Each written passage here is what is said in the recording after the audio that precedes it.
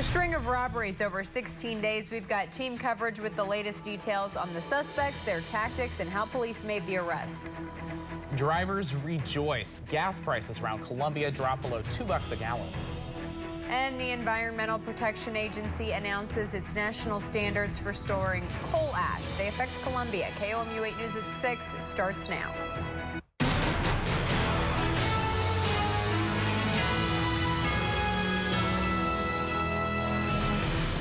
Two suspects are in custody accused of orchestrating a string of armed robberies in North Columbia over the past 2.5 weeks. Good evening. I'm Colin Rewain. And I'm Brittany Pieper. Prosecutors charged 31-year-old Jafari Boss this morning in connection to 5 armed robberies dating back to December 3rd. KOMU 8's Creighton Hayes starts our team coverage tonight. He joins us in the studio to talk about what happened over the course of those 16 days. Right. What we know right now is that prosecutors are charging Jafari Boss with multiple counts of armed robbery, armed criminal action, and kidnapping. Boss is accused of committing these crimes, which started December 3rd. The list of robberies and crimes police say Jafari Boss is responsible for spans back more than 2 weeks. During that time, a Speedy Mart, Budget Host Inn, Denny's, We Be Smokin', and China Moon were robbed, not to mention a North Columbia home invasion, all linked back to Boss, according to police. During the robberies, police say the duo tied employees up with duct tape or zip ties and demanded money, after which the suspects called a cab to get away 4 times. The day before the China Moon robbery, the Boone County Sheriff's Department responded to an attempted home invasion where they say the homeowner fired a shot into his window to scare off the intruders.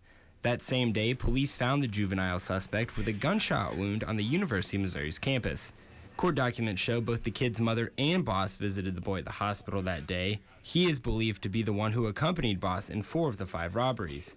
The boy's mother admitted to buying masks used in the robberies at Party City, saying she was scared of Boss and what he was capable of. That was KOMU 8's Creighton Hayes. Now, this isn't Boss's first run-in with the law. In 2010, Boss pleaded guilty to another armed robbery. In 2011, he was guilty of domestic assault. We want to remind you that Boss has not pleaded guilty, and the legal process is still underway. KOMU 8 Shale Ramin joins us now outside the Denny's restaurant, which police say is one of the places Boss robbed. Shale? This Columbia Denny's is 1 out of 5 places around Columbia that police are saying Jafari Boss robbed. I spoke to a few workers who work at Denny's today, and what I learned was Boss was actually a former employee that worked at this exact Denny's. They say that he knew the layout of this building fairly well and definitely used that to his advantage. When he entered Denny's, he fired a gunshot into the ceiling and told people to get down on the floor.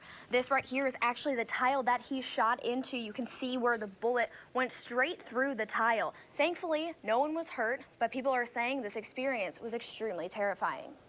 The server was hysterical, crying. Let's see, her boyfriend was here in the back. He was laying down, she said he was laying down back here. They were all just really, really scared. Employees say Boss made one server do his work for him. He told her to grab wallets of the customers and empty out the cash registers. When I spoke to servers today, they said they're still shocked that the, quote, quiet and nice guy that they used to work with could be capable of robbing several Columbia businesses. Now let's send it over to KOMU 8's Jack Cordy, who's live in front of the Columbia Police Department and has more on how police cracked this case. Jack? Thanks, Shale. Now, police were able to build a case against Boss and the second suspect through the use of physical evidence, credit card records, a Facebook photo, and taxi cab records. Now, a link in this case came during a home invasion during December 12th. Officers found duct tape at the scene of the crime, then picked up a juvenile suspect with a gunshot wound on the MU campus shortly after the home invasion. The suspect said he had tried to treat the wound with duct tape.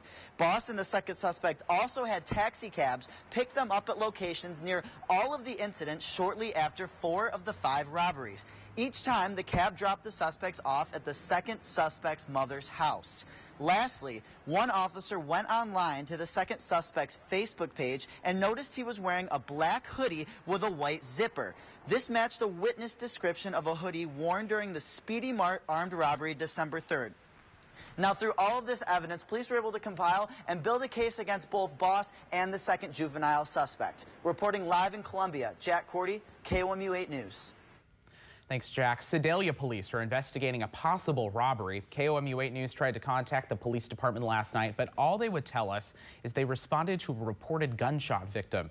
When they arrived at Gold Buyer, a pawn shop on Ohio Street, police say the victim had, quote, serious wounds. The victim, Wesley Brown, was originally transported to Bothwell Regional Health Center. We've confirmed the victim is at University Hospital in Columbia in the surgical intensive care unit. Police cannot confirm if anything was taken from the store. We'll be sure to update you with any details as they become available.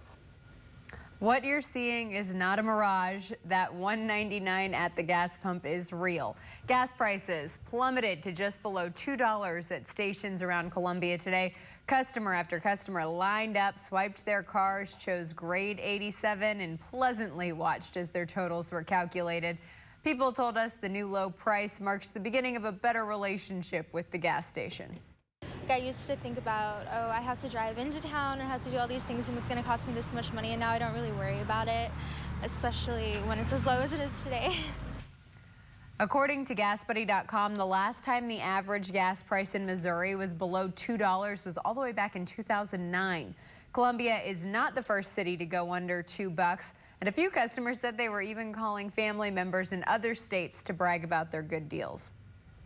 The Environmental Protection Agency announced national standards for storing coal ash, but it stopped short of declaring it a hazardous material. The agency says new regulations are enough to protect communities from the risks associated with coal ash. Coal ash is created by coal-burning power plants. The new guidelines include monitoring system, new standards for construction, and the cleanup or closure of old coal ash retention ponds.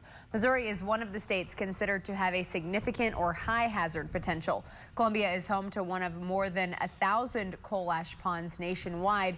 We'll be sure to update you with any new details as they become available. Once again, we saw the clouds today. Kenton, when do we have a chance of seeing the sun? Brittany, I know I would love to break this broken record because it has just been cloud after cloud after cloud after cloud, and unfortunately, I'm not going to be able to. We're going to be seeing it a lot here over the next 8 days as well. As you can see on satellite and radar, a little bit of rain actually moving in to extreme southern portions here of Missouri, even a little bit of drizzle over parts of Lake of the Ozarks. No accumulation expected, though, for us here in mid-Missouri.